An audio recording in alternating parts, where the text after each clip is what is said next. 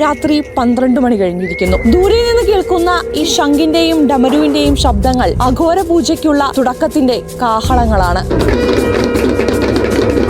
இந்த யாகம் வந்து உக்கிர யாகமா, காளியம்மாவை வந்து சுயம்பா கூப்பிடுற யாகம் வந்து. அதனால வந்து இது நைட்ல மட்டும்தான் பண்ணணும், பகல்ல பண்ண முடியாது. பயப்படுறதுக்கு ஏதாச்சும் இருக்கா இதுல பயப்படுறதுக்குலாம் ஒண்ணுமே இல்லாமா. அம்மான்னு சொல்லிட்டோம்னா அது வந்து எவ்வளவு பெரிய சக்தியா இருந்தாலும் பிள்ளைக்கு வந்து பாசமா தான் இருக்கும். மக்களுக்கு என்னென்ன பாசிட்டிவ் காரியங்கள் கிடைக்கும் இந்த யாகத்திலேருந்து?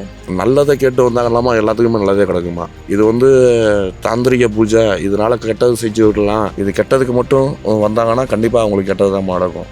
ஏன்னா ஒரு பயப்படுறாங்க, மாந்திரம் தந்திரம் இதில் வேற ஏதாவது செஞ்சிருவாங்களோ அந்த மாதிரி பயப்படுறாங்க. இதில் பயப்படுறதுக்கு ஒன்றும் வேலை கிடையாது.